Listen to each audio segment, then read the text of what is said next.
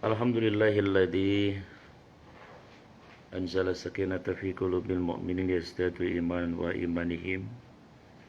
Salatan wa salaman ala nabiyyina Muhammadin wa ala alihi wa ashabihi wa ansarihi wa junudi ajmain, amma ba'du. Qala Allah ta'ala a'udzu billahi minasyaitonir rajim. Subhanaka la ilma lana illa ma 'allamtana innaka antal alimul hakim. Qala Nabi sallallahu alaihi wasallam, talabul ilmi faridatun ala kulli muslimin wa muslimatin, atau kama qala Rasulullah sallallahu alaihi wasallam. Ibu Eti dan segenap putra-putri yang Allah muliakan, kita alhamdulillah diizinkan oleh Allah untuk kembali dalam rangka menyeimbangkan nutrisi dunia dan nutrisi kehidupan yang abadi, yaitu thalabul ilmi atau menuntut ilmu. Mudah-mudahan apa yang kita lakukan malam ini atau siang ini adalah bagian dari ibadah yang diterima dan diridhoi oleh Allah. Yang kedua, mudah-mudahan bagian dari cara kita nanti menjawab kelak ketika Allah mempertanyakan, hidupmu kau gunakan untuk apa?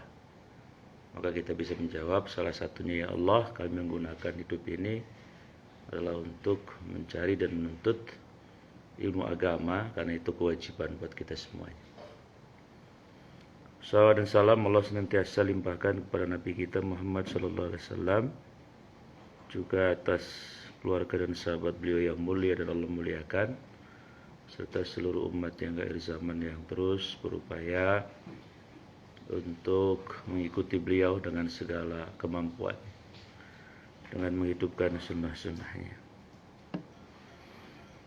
Dan mudah-mudahan semua rangkaian aktivitas kita dari mulai tadi bangun sampai dengan siang ini, semuanya dalam rangka inna sholati, sesungguhnya sholat saya, wa nusuki, ibadah saya, wa mahyaya wa mamati, hidup dan mati saya adalah hanya lillahi rabbil alamin, untuk Allah. Kita lanjutkan tentang fikih ibadah. Pada pertemuan lalu kita bicara tentang ahkamul khamsah, Ada 5 hukum di dalam ajaran Islam itu, yaitu wajib, sunnah, mubah, makruh, dan haram. Lalu ada yang menambahkan, para ulama beristihad dengan istilah al-ma'fu. Ma'fu itu dimaafkan. Contoh, pakai sarung, naik motor, hujan-hujan, sarungnya berdebu, menuju masjid. Tentu kita tidak tahu apakah ada hadis atau tidak. Maka yang seperti itu dima'fu. Atau lagi sholat ada nyamuknya gede. Nyamuk hamil kayaknya gitu, gede. Begitu kita refleks ditepuk, berdarah. Nah, darah yang dari nyamuk itu dima'fu. Artinya tidak membatalkan, dimaafkan. Tapi yang prinsip tadi hukumnya 5. Yang wajib juga ada 2 Ada wajib personal, seperti sholat, kayak gini ngaji. Ada wajib kolektif, yaitu seperti menyolatkan orang yang sudah wafat. Sunnah juga sama, ada yang sunnah yang besar, ada yang menengah, ada yang kecil. Sunnah yang besar misalnya Nabi mewajibkan dirinya tahajud.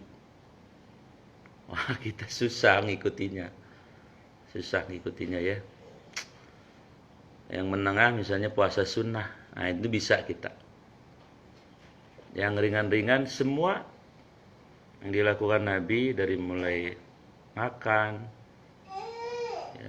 baca doa setelah makan, baca doa, masuk kamar kecil baca doa, mau tidur baca doa, tidurnya miring ke barat, semua itu ada sunnah-sunnahnya. Masuk kamar kecil aja sehari bisa 10 kali kan. Itu kalau dihitung sunnah, pahala kita udah banyak banget tuh. Makan, minum juga seperti itu. Nah, sekarang kita bicara tentang toharoh, itu kebersihan. Secara bahasa tohara artinya bersuci. Ya, secara bahasa artinya suci atau bersih. Maka ada hadis yang berbunyi at-taharah syatrul iman. Maka kebersihan itu sebagian daripada, maksudnya orang beriman ya pasti senang dengan namanya bersih. Adapun yang mempraktekkan hadis ini orang Singapura, orang Jepang, ya nggak apa-apa. Kita belum kali ya, atau mungkin saking banyaknya orang Indonesia gitu kan. Ya ada sih yang begitu, di Darut Tauhid, Agim ada. Tapi memang kalau orang-orang di luar Islam, itu mereka sebenarnya mengamalkan nilai-nilai Islam. Seperti Al-Quran, itu nilai-nilainya itu bisa diamalkan siapapun, bersifat universal dan netral. Misalnya ada ayat yang bunyinya gini, surat Aj-Jasiyah ayat 20. Ada inilah Quran, basairun adalah kurikulum linnas, bagi manusia. Ternyata kata Allah, Quran itu kurikulum bagi manusia. Ya, wahudan warahmatun liqaumi yuqinun, dan petunjuk serta rahmat bagi yang berakal. Nah, karena Quran itu dikatakan Allah salah satu fungsi sebagai kurikulum, maka banyak orang di luar Islam mengamalkan nilainya, isinya. Walaupun mereka nggak pernah baca Quran. Contoh, negara yang paling tidak korup di dunia sekarang ini ternyata bukan di Timur Tengah, bukan pula di Indonesia yang mayoritas Muslim, tapi negara-negara yang disebut dengan negara apa, Skandinavia ya, Swedia, Denmark, New Zealand dan sebagainya. Padahal mereka tidak pernah membaca ayat surat Al-Hadid misalnya ayat 4, wa huwa ma'akum aina ma kuntum. Dia Allah menyertaimu di mana saja. Itu kan ayat anti korupsi tuh. Karena Allah bersamamu 24 jam, masa mau korupsi kan? Tapi ayat ini yang mengamalkan adalah justru kebanyakan orang luar kisah. Indonesia alhamdulillah rankingnya ya lumayan lah. Ranking korupsinya tapi lumayan alhamdulillah. Kalau di Asia Tenggara sih masih lumayan Megang lah. megang, kayaknya megang banget. Jadi itu pertanda bahwa Quran itu isinya adalah netral. Kemudian negara yang paling ramah dengan lingkungan negara mana? Eropa. Kalau tidak salah Maksidonia apa-apalah. Pokoknya negara Eropa timur, agak timur. Padahal mereka tidak pernah membaca surat Ar-Rum ayat 41 itu. Zaharul fasadu fil barri wal bahri bima kasabat aydin nas. Telah nampak kerusakan di darat dan di laut akibat dari ulah manusia. Gak pernah baca ayat itu, Al-Quran aja gak pernah tahu kan. Tapi nilainya diambil, diadopsi. Sehingga bermanfaat Quran itu untuk mereka. Sementara di kita alhamdulillah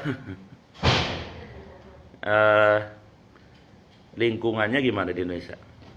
Bersih sekali. Hah? Bersih sekali. Muka maksudnya masih terjaga apa ada yang rusak? Sangat-sangat. Kalau yang kuliah di jurusan biologi, mungkin dulu dosen dulu nyerangin gini. Indonesia punya hutan tropis 200 juta hektar yang masih terjaga. Sekarang dosen neranginnya bingung. Karena katanya tinggal 19 juta lah. Kemana itu? Ya nggak tahu, Allah alam. Jadi yang mengamalkan justru orang ayat tadi adalah Quran. Atau yang paling simple. Kita kan suka baca surat Wal Asri ya. Apa bunyinya? Wal Asri. Apa artinya? Demi masa, demi waktu. Maksudnya kalau ada ayat yang Allah bersumpah itu nilainya harus kita ambil betul, serius gitu. Artinya apa? Manajemen waktu maksudnya. Tapi mohon maaf, ayat ini yang ngamalin siapa? Yang banyak. Jepang. Kalau ente janji sama orang Jepang, ya, jam 12, biasanya orang Jepang 10 menit minimal dia udah datang. Ya, tapi kalau ente janji sama orang Jelupang, bukan Jepang, Julpang ya. Beda tipis lah. Ya, emang beda tipis. Ya, jam 12 insya Allah setengah 1 lah. Kalau tadi saya memang ada tamu, saya ngusirnya nggak enak. Dia konsultasi terus nanya. Enggak sih. Baik, kembali. Jadi apa? Tohara artinya apa tadi? Bersih. Toharatu syatrul iman. Jadi bersih itu sebagian. Atau di surat Al-Baqarah ayat 223 itu, Innallah, sesungguhnya Allah yuhibbu suka at-tawabin, orang yang bertaubat. Wa yuhibbu al-mutatahhirin, dan suka orang yang bersih. Ini yang tobat Allah suka banget tuh. Mungkin ini selain saya sama ibu, saya masih muda Ustadz lah, masuk ngapain tobat-tobat segala sih. Loh. Nah, emang orang yang meninggal tuh yang tua doang. Kadang-kadang yang masih TK juga ada, ya, masih SD ada, SMP ada, SMA ada. Maka tobat itu berkaitan dengan tadi. Jangan sampai sebelum kita taubat itu sudah meninggalkan dunia ini. Allah suka dengan orang yang taubat. Simbolnya taubat adalah 3. An-nadamah, penyesalan, banyak dosa ya, nyesel, ada rasa nyesel. Al-azam, tekadnya pengen jadi orang baik ke depan. Al-an, mulainya sekarang, mulai memperbaikinya sekarang, nggak boleh ditunda-tunda. Antara saya tobat kalau udah lulus kuliah aja dah, atau sudah punya mobil lah, atau sudah punya rumah, atau sudah kawin lah. Alah, kata setan belaka ciprut ente. Ribet kalau kayak gitu mah. Sekarang aja udah. Wa yuhibbul mutatahhirin, Allah suka kepada orang yang mutatahhirin, yang bersih tadi. Cuman di tafsirnya bersih di sini tidak hanya bersih jasmani. Ada 4 yang disukai oleh Allah orang yang bersih itu. Pertama adalah bersih i'tiqadi, bersih keyakinannya. Jadi nggak ada syirik. Tauhidnya bersih. Tauhidnya, akidahnya, imannya bersih. Kayak kemarin ya, tanggal 25 kan. Itu hari apa namanya? Hah? Natal. Itu Natal harinya siapa? Harinya Kristen. Iya. Kan rame kan, suka ada diskusi kan, boleh nggak sih kita ngucapin gitu kan? Kalau kita merasa orang awam, kayak saya lah, orang awam cecerek, maka mendingan jangan ngucapin. Tapi kalau ada, lo itu si ulama anu, dia orang pinter kali, biarin. Kita mau orang kecil, orang biasa. Sebab kalau kita salah dalam urusan yang kayak gini, urusan tauhid, repot. Kalau kurang-kurang ibadah sih Allah maafin dah. Tapi kalau akidah, tauhid, kata Allah, innallaha la yaghfiru ayyushraka bi wa yaghfiru ma duna dzalika liman yasha. Allah enggak ampuni dosa selain syirik. Ya, Allah tidak ampuni dosa syirik, tapi yang selain syirik Allah ampuni. Karena mau dijelaskan dari arah manapun, pengertian hari itu adalah gembiranya saudara-saudara kita atas lahirnya bukan Nabi Isa, tapi iya, anak Tuhan itu. Nah, berarti itu keyakinan. Maka kita kagak boleh ngucapin. Walaupun itu saudara kita.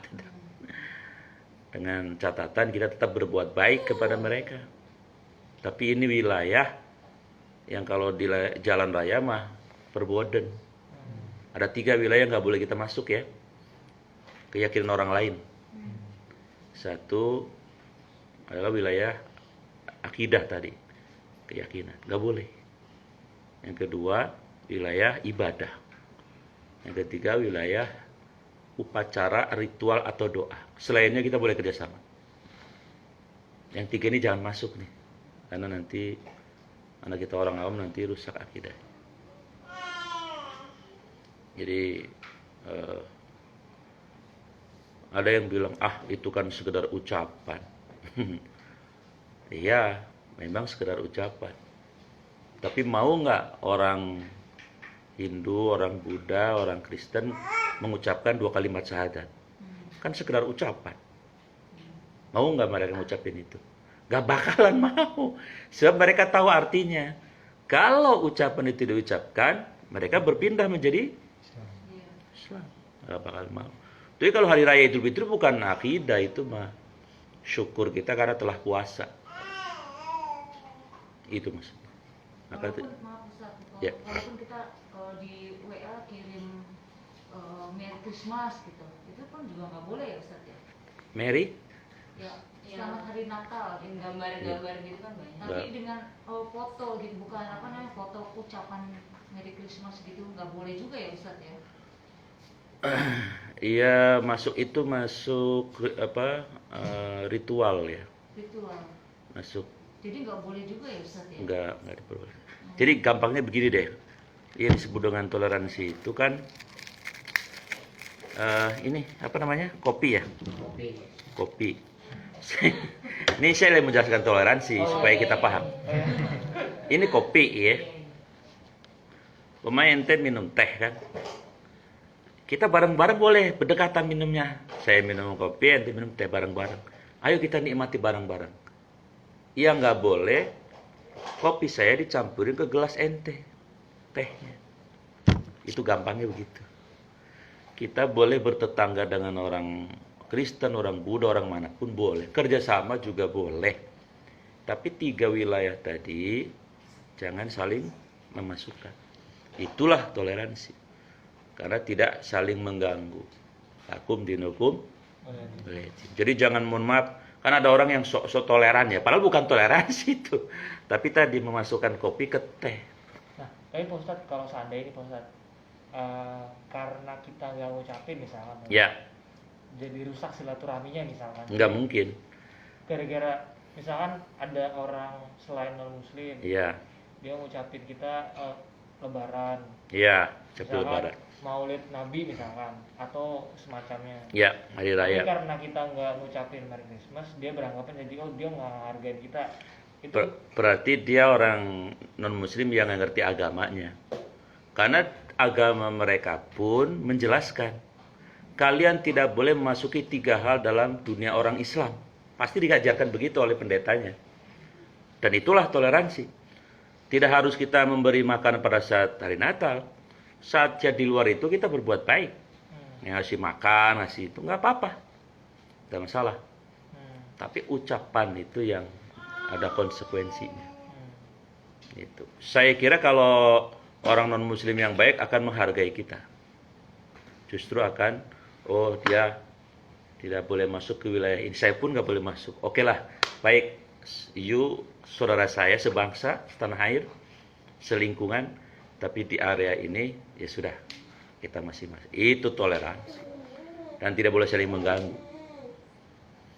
Jadi yang dimaksud bersih apa tadi? Bersih keyakinan. Harus bersih nih.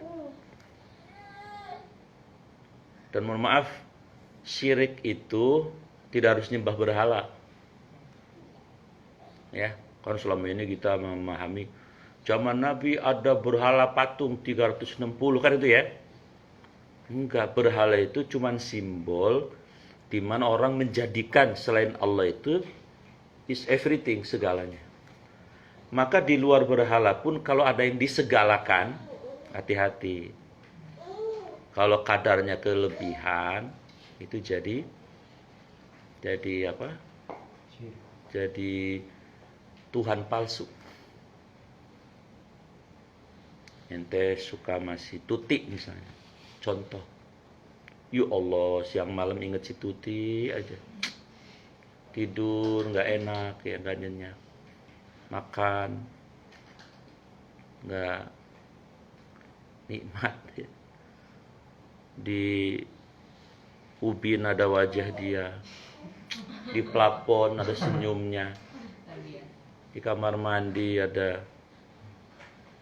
Nah itu sudah berapa? Berarti apa? Melebihi kadar. Maka tidak boleh melebihi kadar itu. Jadi syirik itu pengertiannya ada selain Allah itu yang disegalakan. Nggak boleh. Nggak boleh.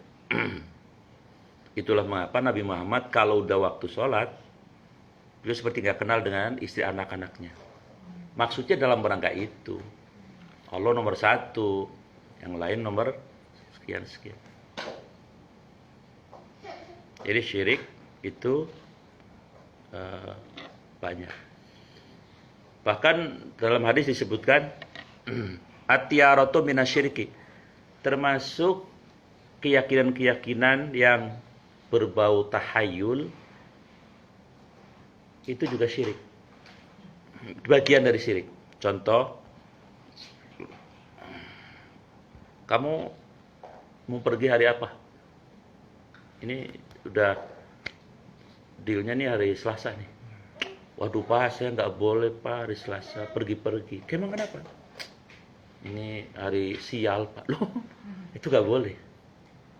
Itu namanya tiaroh, mensialkan sesuatu.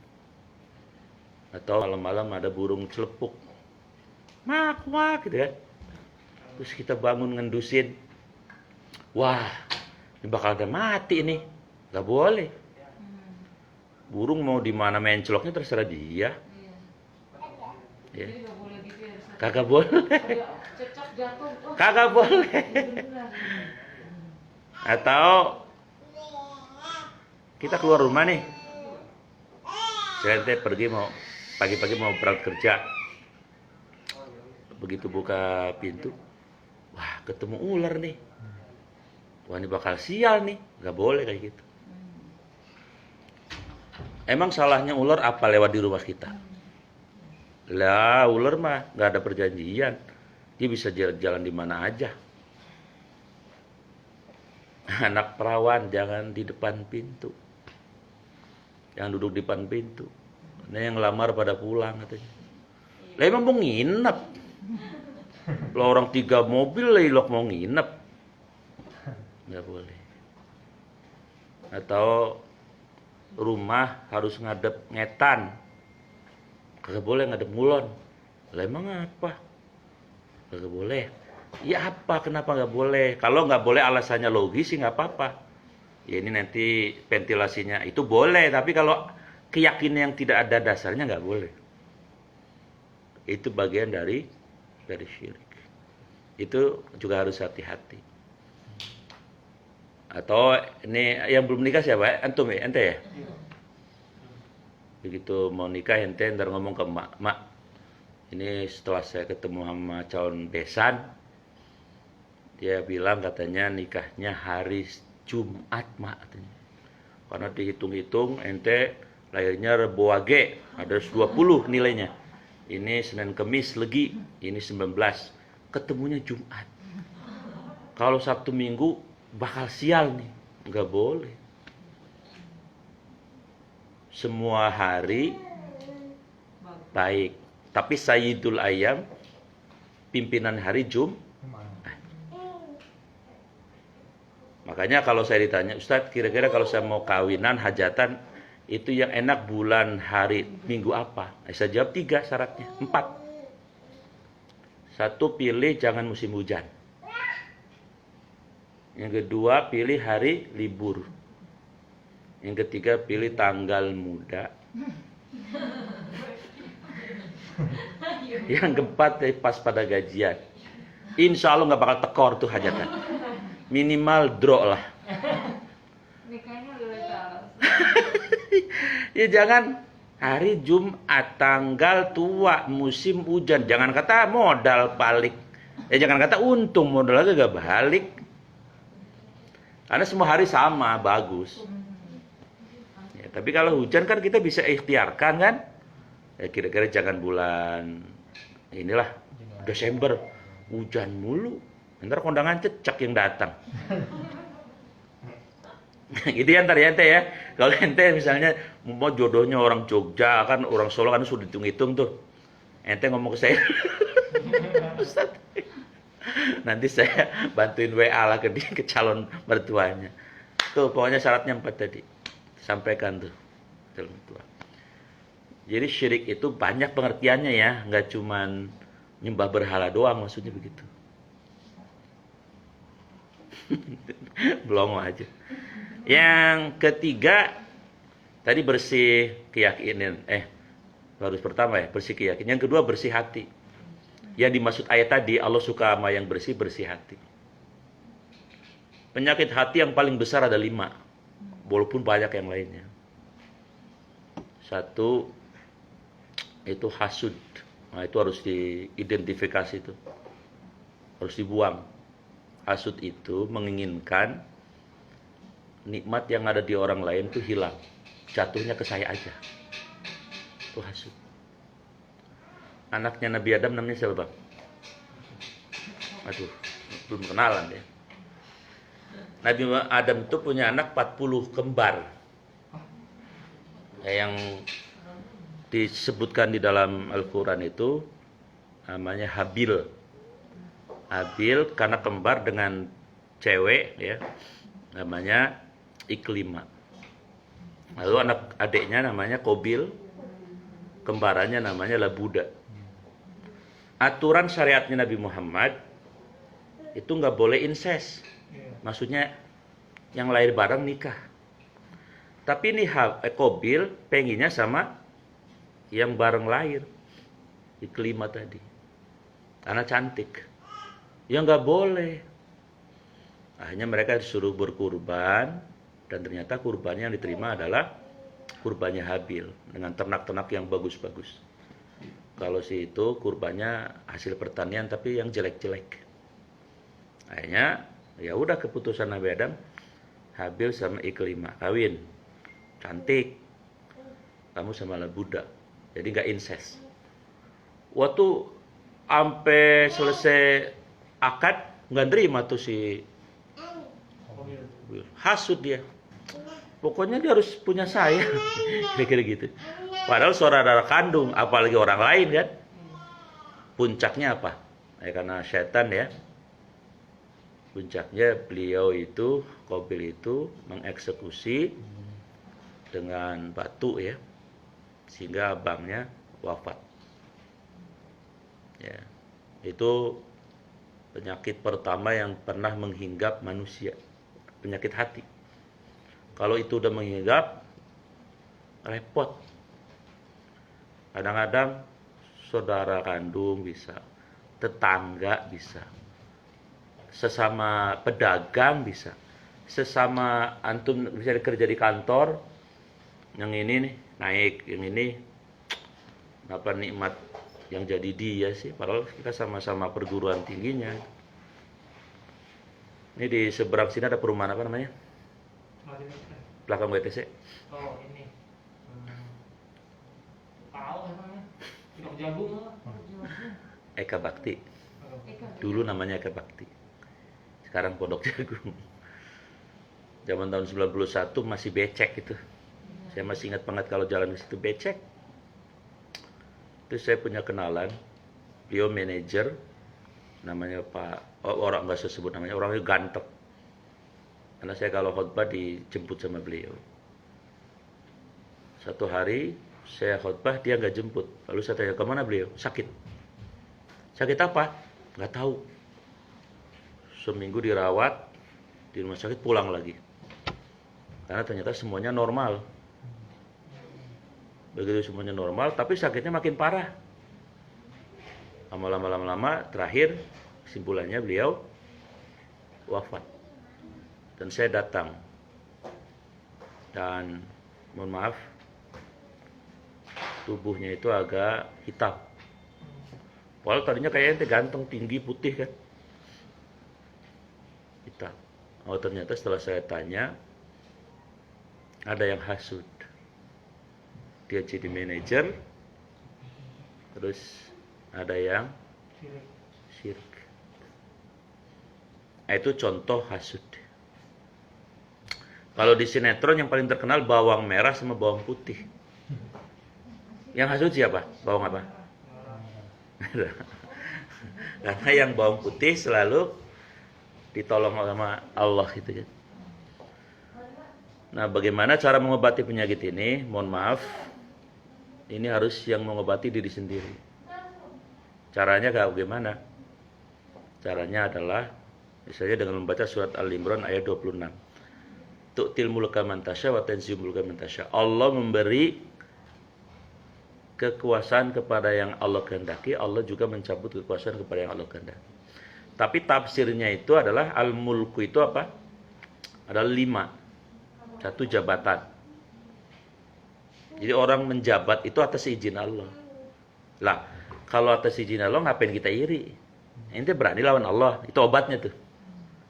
Ya, jabatan. Yang kedua, al-ilmu. Yang udah S2 siapa nih? Lah kok saling tunjuk? Ini sama ini Ustaz. S2, mungkin nanti bisa S3. Kenapa gua nggak S3? Kenapa dia yang S3 sih? Padahal orang sampai S3 itu diizinkan oleh Allah. Tidak semata-mata ikhtiar belajarnya manusia maksudnya. Kalau nggak izinin ya sebagai ujian. Yang ketiga, al-mal, harta. Kita nggak usah iri sama Nia Ramadhani lah ya. Yang anaknya aja tasnya 70 juta apa harganya, masih balita. Usah. Tahu aja Ustaz. Lah tahu bahwa Update terus ya Ustaz. enggak juga. Tahu aja. Nah, ya karena dia sedang diuji oleh Allah. Harta itu juga ujian. Iya. Bersyukur apa tidak? Yang keempat, asyaklu, fisik. Karena kan di dunia itu pasti ada dua kan? Ada yang tinggi, ada yang kuning langsat, ada yang kuning sawo sebusuk kayak saya. Ya. Ada yang cakep, ada yang nggak cakep. Ente cakep ujian. Jangan memanfaatkan kecakapannya untuk memperdaya si Tuti, si Dewi, si siapa tadi? Marpuah. Kan ada kan play bocap obat nyamuk kan. Mumpung gua masih laku, la ilaha illallah. Mumpung gua masih laku. Hanya jadi semacam apa? Casanova kampus.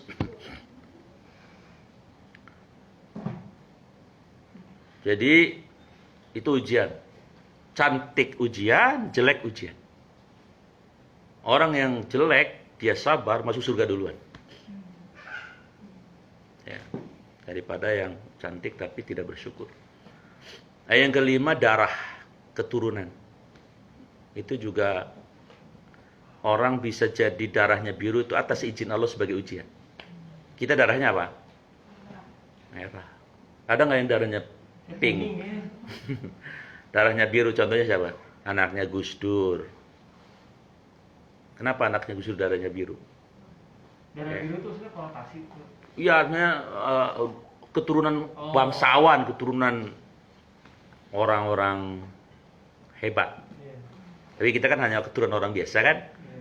Lalu Gus Dur kan keturunan keluarga pendiri NU atau anak raja. Misalnya siapa ya contohnya anak raja? Iya anaknya. Nah, dia lagi bingung ya. Saya kemarin habis ke Jogja itu. Penjelasan. Beliau anaknya 5 perempuan semua. Jadi nanti yang nerusin tahtanya dari tahun 89 deh, itu keponakannya. Harusnya dia. Karena urutannya dia raja yang ke-10. Jadi darah biru itu, atau kalau dari dunia Arab ada namanya Habib. Tahu nggak ya Habib ya? Habib, Syarif. Pokoknya orang-orang yang nggak boleh kawin sama orang biasa. Karena kamu itu adalah syarifah. Itu ujian. Tapi itu semua atas izin Allah. Nah, kalau semua atas seizin Allah sebagai ujian, lalu kenapa kita harus iri? Nah, itu obatnya. Kira-kira seperti itu. Kemudian yang kedua, penyakit hati yang harus dibuang, ya. Itu adalah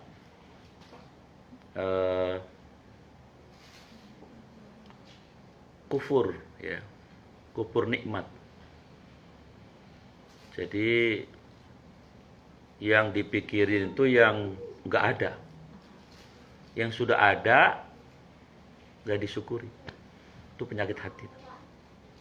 Harusnya yang sudah ada disyukuri. Sambil cari yang belum ada dengan cara yang Allah sukai. Kufur nikmat namanya. Dan itu di surat Al-Ibrahim itu la in syakartum la azid wa la in kafartum min adzabil sadid. Yang syukur aku tambahin nikmatnya, tapi yang kufur tadi diancam dengan siksa. Yang ketiga, penyakit hati itu adalah namanya al-hikdun, dendam. Juga harus dibuang, dendam. Ya, karena orang dendam pasti tidak nyaman hidupnya, ya. Yang selalu dipikirin bukan pekerjaannya, bukan karirnya, tapi orang yang didendamin dulu. Jadi yang didendam itu kayak selebritis buat dia. Terkenal di hatinya. Yang didendami udah pules, dia masih mikirin aja. Yang keempat adalah penyakit itu bernama ghadab, marah. Marah yang tidak beralasan. Pokoknya marah aja. Itu penyakit hati. Dan yang kelima adalah penyakit hati itu namanya adalah tadi hasud, ya, kufur, kemudian dendam, kemudian marah. Yang kelima penyakit hati itu adalah, oh iya, yang paling besar malah kibrun.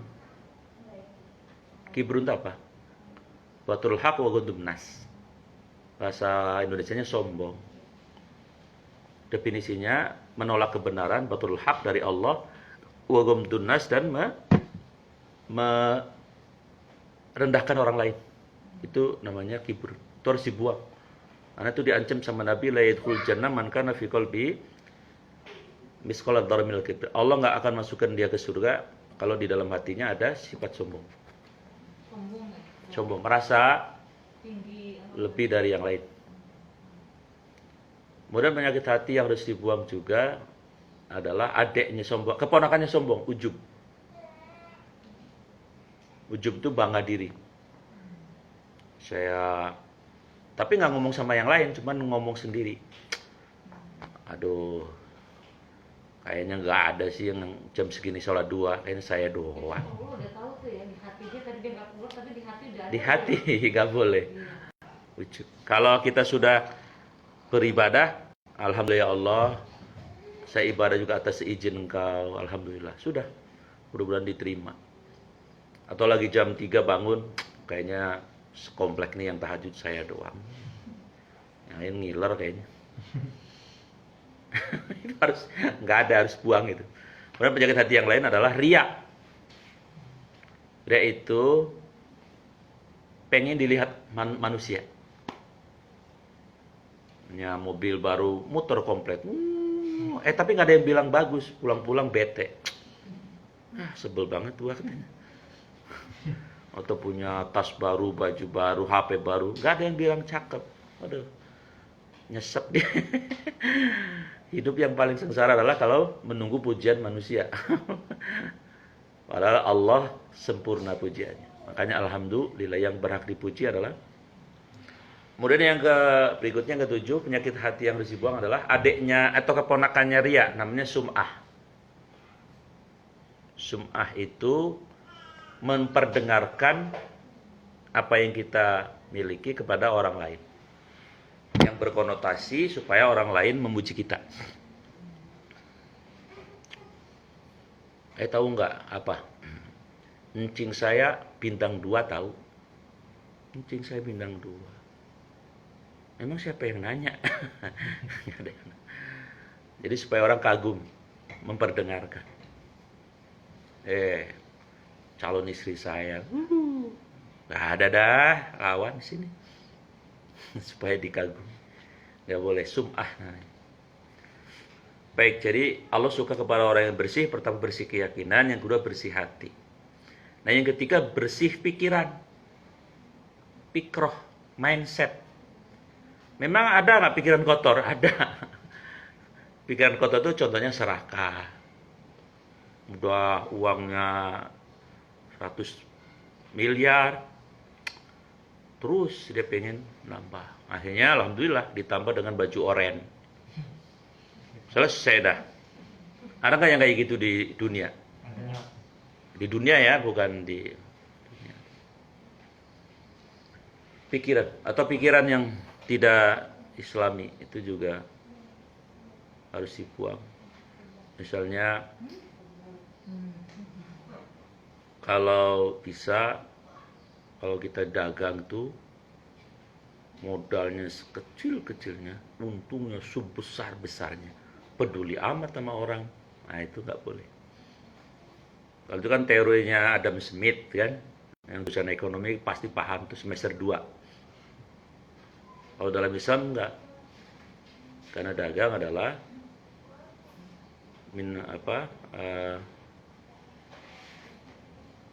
yatlubul fadla, mencari karunia Allah. Kemudian yang keempat, yang kelima apa empat? Bersih fisik. Nah ini bersih fisik terkait nanti dengan ibadah, termasuk sholat. Allah suka orang yang bersih. Makanya yang paling disukai oleh Allah adalah orang yang batal wudu, karena bersih fisiknya. Lagi-lagi ada yang bilang, saya kan masih muda. Nggak ada urusan. Karena orang yang bersih batal wudu itu satu, Allah akan kirimkan malaikat untuk menjaga dia. Yang kedua, menghindari ikhtilat, percampuran yang nggak benar. Dia doang kan udah wudu. Yang ketiga ya bersih. Karena wudu itu salah satunya misalnya memasukkan air. Hanya orang sering wudu, insya Allah virus, bakteri ya nggak deket-deket aman. Jadi itu ya. Jadi makna toharoh adalah bersih. Tapi ternyata bersih di sini meliputi semua aspek. Nah sekarang kita bicara macam-macam air. Satu poin lagi. Air itu alat untuk bersuci, untuk toharoh. Yang paling pokok itu air. Tapi berhubung Islam lahirnya di Arab, dulu Arab itu kering. Sekarang kan ada penyulingan ya. Zaman Nabi kan belum ada. Maka ada alat penyuci, pembersih badan atau ibadah itu tidak hanya air. Mungkin kalau lahirnya di Serpong Nabi Muhammad, mau air doang kali. Lah air banyak sini.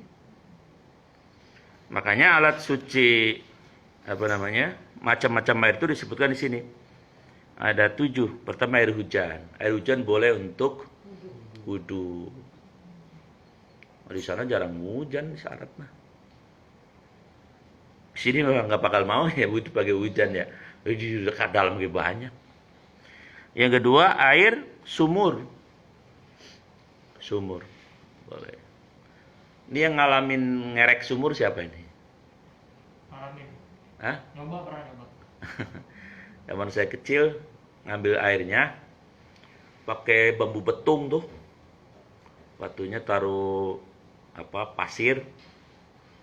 Nanti kalau mau ngambil tinggal masukin tuh timba airnya ke sumur. Udah dah dikerek pelan-pelan. Agak kesinan lagi pakai kerekan. Pokoknya dulu gede-gede tangannya orang dulu. Anak-anak muda dulu tangannya seret-seret ya. Nimba mulu. Jadi saya ada yang ngalami juga itu. air sumur namanya.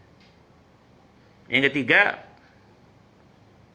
air laut, boleh wudhu pakai air laut. Bahkan walaupun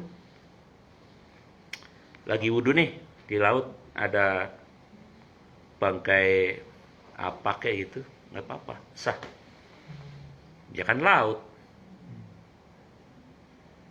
Yang keempat, air sungai. Bisa berenang sungai? Banyak. Kalau saya waktu kecil air lagi banjir saya seberangin, masih ingat itu. Jadi banyak. Zaman dulu, iya. Anjir, bareng-bareng. Pakai kayu-kayu. Ada ulernya, masih ingat aja, masih terbayang waktu kecil itu. Perasaan saya dulu mah kita kecil-kecil juga pada berani dah zaman dulu mah. Main kali ya, main apa namanya? Bola di pinggir kali kan. Biar mana Pak? Biar mana? Kamurang, Orang sini asli. Kamurang, Tangerang. Terus air salju. Nah ini saya nggak tahu di salju, karena belum pernah. Tapi itu boleh. Yang ada salju di mana bang? Di Eropa. Di Eropa. Kalau winter. Salju boleh untuk wudhu. Ya inilah lengkap ya dalam Islam. Karena kan ada yang tinggalnya di kutub ya. Kan mana ada sumur di sana. Buku semua. Yang keenam, telaga. Telaga apa? Kayak situ ya. Iya. Air yang melimpah tapi diam, telaga. Kemudian yang ketujuh adalah air apa ini? Embun. Oh, embun boleh untuk wudhu. Embun itu kalau pagi itu kan, kalau yang banyak daun-daunan kan suka banyak tuh. Nah itu bisa digunakan tuh. Tapi sekali lagi kita mah fokusnya sama air. Karena kita negara yang alhamdulillah banyak air. Jadi fokusnya ke. Tapi karena Islam itu akan tersebar ke seluruh negara, maka Nabi sudah memprediksi ini. Maka boleh menggunakan tidak hanya air. Mbak, saya kira poin ini dulu. Nanti kita lanjutkan pembagian airnya. Apakah air mutlak, apakah air yang boleh buat itu, yang bagaimana, dan seterusnya. Kalau ada pertanyaan apa saja silahkan. Kalau ada.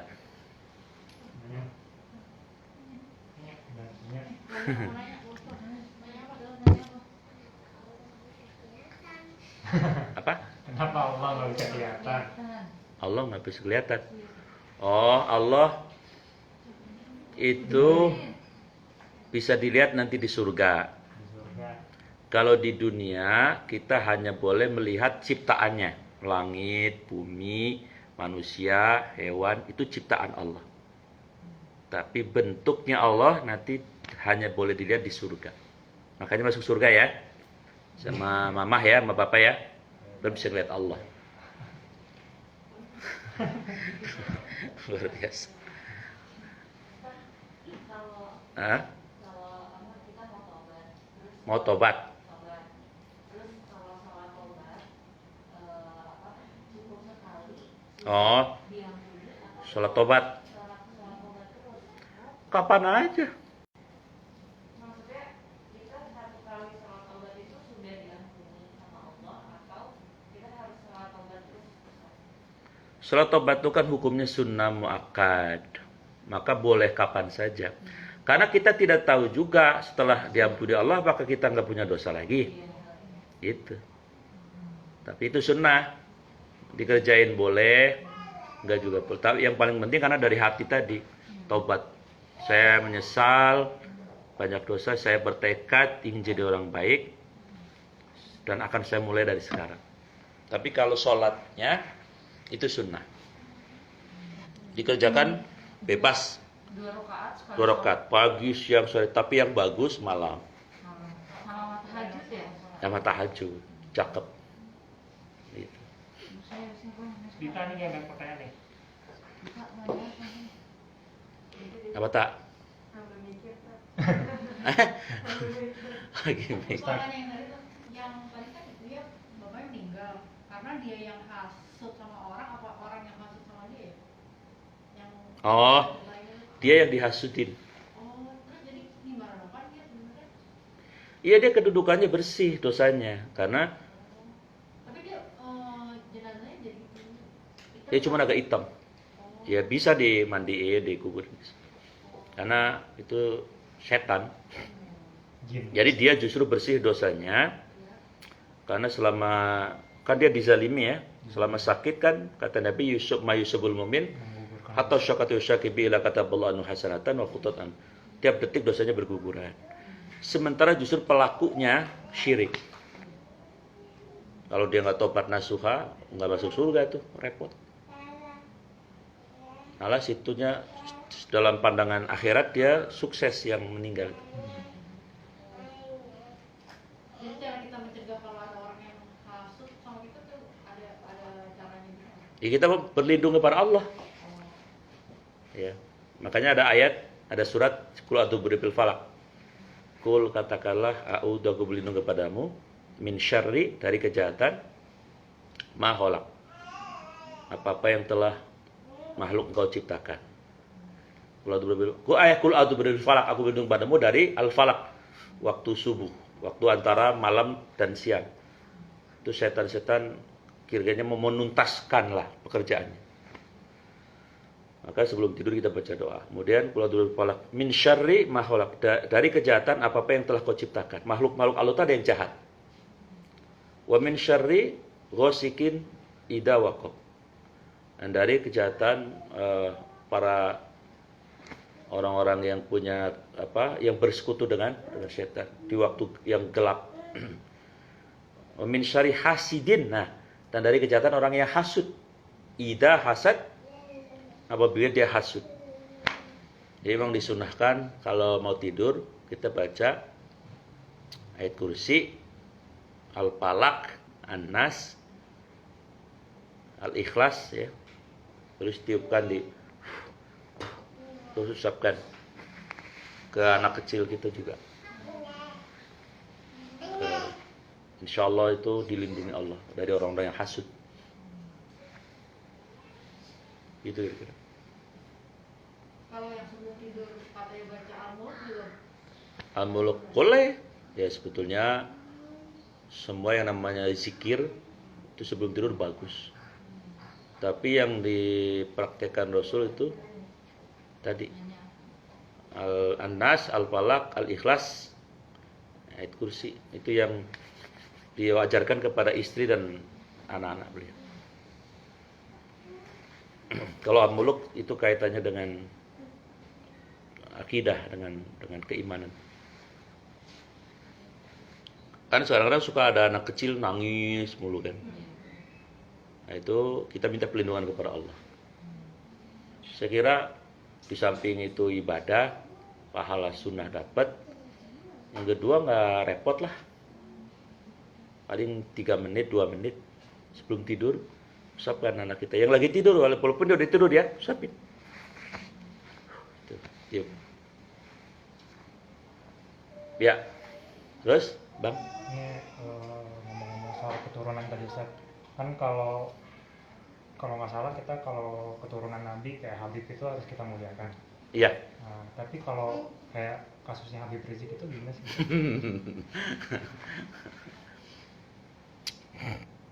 Memang begini ya, di Quran itu disebutkan surat Al-Imran ayat 110. Kuntum khairu ummatin ukhrijat lin-nasi ta'muruna bil ma'ruf wa tanhauna 'anil munkar. Kamu itu umat terbaik. Siapa umat terbaik? Kamu semua orang Islam. Selagi kalian konsisten dengan 2 hal. Ta'muruna bil ma'ruf, ngajak yang baik. Wa tanhauna 'anil munkar, dan mencegah yang mungkar. Kalau yang ngajak yang baik ya ini udah banyak. Agi ngajak mengelola hati, Ustadz Arifin dulu ngajak zikir, Ustadz Yusuf Mansur ngajak sedekah, Gus Baha ngajak tentang problem solver kehidupan, banyak lah. Tapi yang mencegah kemungkaran nggak ada. Maka Pak Habib tahun 98, pas anak saya lahir itu dulu tahun 98, 22 tahun yang lalu, itu ngajak kiai-kiai yang lain, yuk ini negara kita, ini negara kita semua. Dia sangat mencintai negeri ini. Kalau kemungkaran nggak dicegah, nanti Allah turunkan azab nih kita. Kalau saya mencegah sendirian, lah babak belur saya. Maka beliau ngajak-ngajak yang lain, maka dibuatlah organisasi untuk mencegah kemungkaran. Memang orang mencegah kemungkaran harus keras. Jadi kalau bicara substansi, beliau itu sangat, kita harus berterima kasih sama beliau. Negara pun harus terima kasih. Karena dia nggak digaji. Kalau polisi tentara kan digaji. Jadi nggak ngelihat wadahnya saja mestinya. Ya, kalau beliau sekali-kali mengatakan ini itu yang nggak sejuk. Ya memang semua orang pasti punya kekurangan kelebihan. Tapi substansinya beliau luar biasa. Nah yang kedua beliau Habib. Ya. Ada hadis yang berbunyi siapa yang menyakiti keturunanku, ya sama dengan menyakiti aku. Maka harusnya orang hati-hati betul dengan beliau. Karena satu, beliau tadi, beliau berperan di mana orang lain, ya kalau cuma ngajak yang baik bahkan bakal dimusuhi para gangster, para pelaku maksiat kan. Tapi ketika masuk di wilayah itu, waduh, dimusuhi semua kan. Mana nggak ada yang gaji, tapi beliau sabar.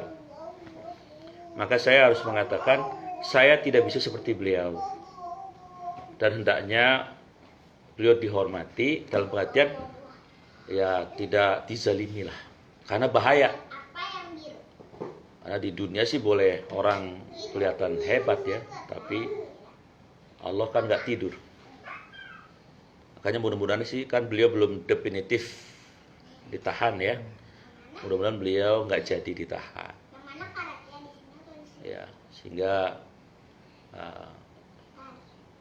ya kalau sebetulnya kan kalau Nabi bilang menyakiti aku, ya Allah kan juga sangat menyayangi Nabi. Itu. Ya mudah-mudahan beliau nggak jadilah. Itu maksudnya. Kamu Neng, udah mikirnya belum? Siap. Kalau kayak ustadz, kalau kayak pemuka agama itu kan harus. Siapa? Kalau kayak ustadz, pemuka agama gitu kan harusnya, kalau yang saya tahu nih, kalau Nabi Muhammad itu kan ngomongnya baik, Iya. gitu kan. Nah kemarin kan ada berita ini. Enggak. Gimana itu? Nabi Muhammad itu pernah merusak Masjid Diror namanya. Masjid dirusak karena banyak orang munafiknya. Nabi Muhammad sudah pernah mengeksekusi orang-orang Yahudi di benteng Khaybar, bahkan disuruh dibunuh karena telah mengkhianati komitmen bersama. Jadi memang yang diceritakan oleh para kiai biasanya yang lembut-lembutnya doang.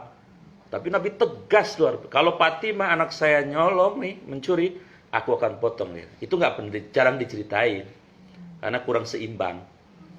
Makanya dalam Islam itu harus ada lembutnya, ada tegasnya. Cuman memang Habib ini memang dia ambil segmen itu ya. Jadi seolah yang di framing adalah kerasnya dong, padahal substansinya ada. Beliau sama tetangganya yang non muslim itu lembut sekali katanya. Atas testimoni ya, sering dikasih makanan.